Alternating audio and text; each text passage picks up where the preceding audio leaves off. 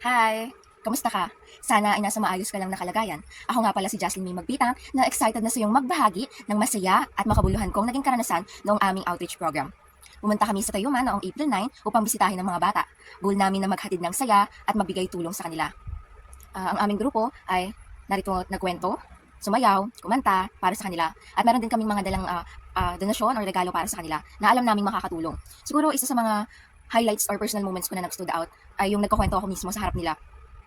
Alam mo yung pakiramdam na nagulat ako nung nakita ko sila dahil to be honest, hindi sila yung ina-expect ko. Ang akala ko yung makikita ko lang ay yung mga bata may physical disability or yung mga typical na bata na inabandon na talaga ng magulang. Pero alam ko na kailangan hindi ako maiyak kahit na nararamdaman ko sa boses ko na nababasag. Parang gusto ko silang yakapin. Pero hindi kasi yun pwede. At ayoko rin na maramdaman nila na naaawa ako kasi hindi yun eh. Gusto ko maramdaman nila na yung pagmamahal na galing sa akin. So, habang nagkukwento ako, naramdaman ko yung tawa nila, yung pakikinig nila, yung talagang nakatingin sila sa akin. Habang tumatawa sila, talagang nagme-melt yung heart ko. Pumapalakpak sila na tuwang-tuwa sila doon sa kwento. So, hindi man natapos yung kwento, pinaputol man yung kwento dahil kailangan na rin nilang magpahinga at siguro yung iba naiinip na din. Pero sapat na sa akin yung mga ngiti na ibinigay nila, yung mga tawa na ibinigay nila, tsaka yung mga tingin, yung pagbibigay nila ng atensyon sa amin.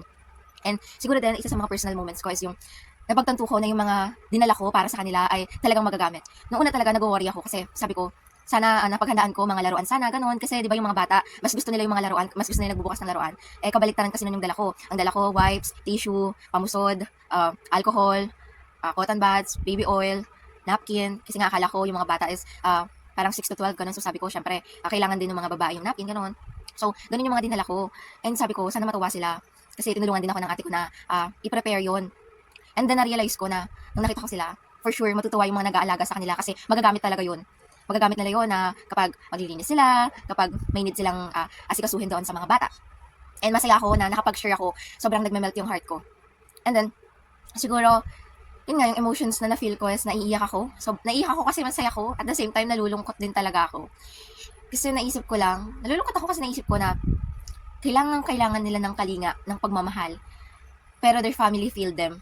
Na para bang sila dapat yung unang maging takbuhan ng mga bata na yon.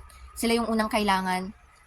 Pero syempre, hindi naman din natin alam kung ano nga ba talaga yung buong kwento. Maaring namatay yung magulang, maaring ganito. Pero sana hindi sa kaso na dahil may ganun silang kalagayan, kaya sila iniwan sa bahay ampunan. Sana hindi ganun. And siguro, yung values na nakuha ko sa experience ko or na-discover or na-strengthen ko is yung especially compassion, empathy, and most especially yung social responsibility ko at saka yung leadership. Why? Kasi kailangan nakita ko yung mga pangangailangan ng mga inabandon na tao, inabandon ng bata, and syempre yung mga inabandon ng matatanda na narinig ko sa kwento ng mga na-assign doon.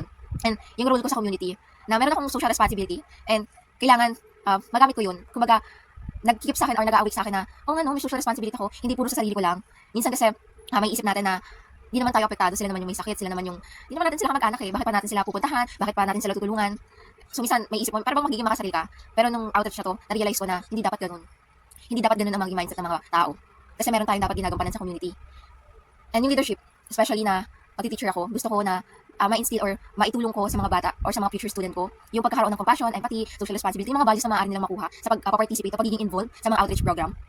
And masasabi ko talaga na nag-grow din ako sa service na to, hindi lang as a future teacher, kundi as an individual.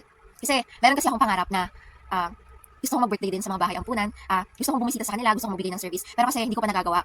Kumbaga parang hindi ako nabibigyan ng pagkakataon, parang hindi ko siya na-into realize yung ganong dream ko. So nung nagkaroon ng ganito, alam ko first step na yun. At alam ko na hindi yun yung magiging last ko sa pag-participate sa mga outreach. And then siguro yung insight ko din, yung truth about family society or yung values na nag-strike sa akin the most is yung, sa course na ito, is yung family.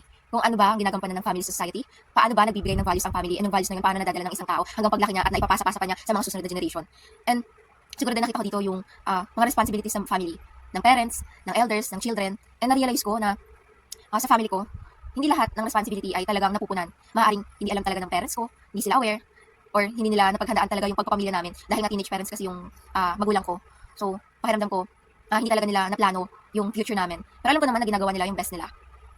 And siguro din yung mga challenges na nakita ko, yung topic or real life family situation na nag-challenge sa thinking ko is yung marami ng structure ng family. So, parang naituro kasi sa akin na nanay, tatay, yun yung family, babae, lalaki. So, syempre nakita ko ngayon na merong iba't ibang structure na ng family. Meron ng pwede nang yung dalawang babae, dalawang lalaki, ganon.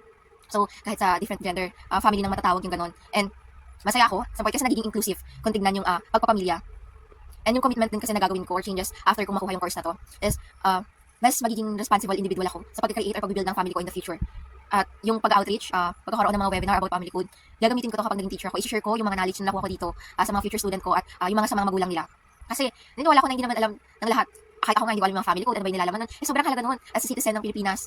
And then, yung mga outreach, I'll make sure na mai-involve ko yung mga bata or kahit nga yung mga magulang nila sa pagtulong sa mga inabandona na bata or mga matatandang may sakit.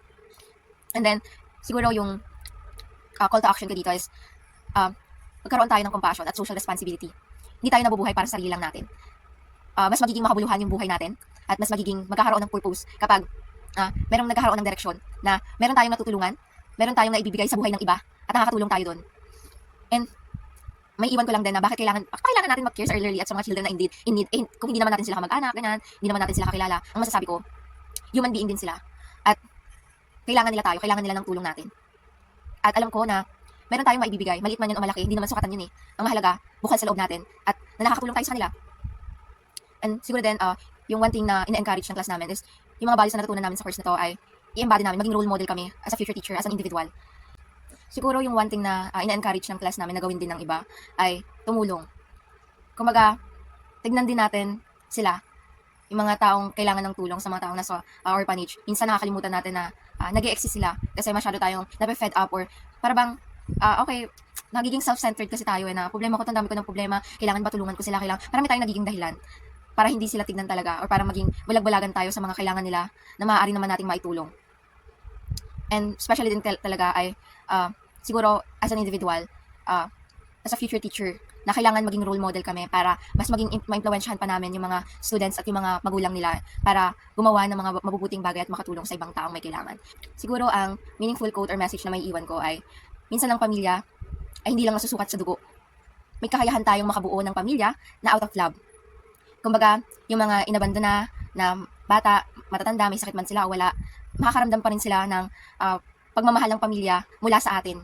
Na kapag pinaramdam natin na nakikita natin sila at nandoon tayo para sa kanila, para tulungan sila, nararamdaman nila na meron pa rin silang pamilya na kumakalinga sa kanila, hindi man nila kadugo. And siguro din, tandaan din natin na ang pamilya ay napakahalaga at syempre, para mag-function yun, kailangan may pagmamahal. Alam ng mga responsibility at alam natin kung paano natin ipapakita yung pagmamahal na yun sa isa't isa in a healthy way. So, yun lang. Sana nag-enjoy ka dito sa aking pagbabahagi. Maraming salamat at hanggang sa susunod. At sana umattend ka rin ng mga outreach, tignan mo rin ang mga bata at makita mo yung kailangan, yung needs na bakit kailangan ka nila. Yun lang. Bye-bye!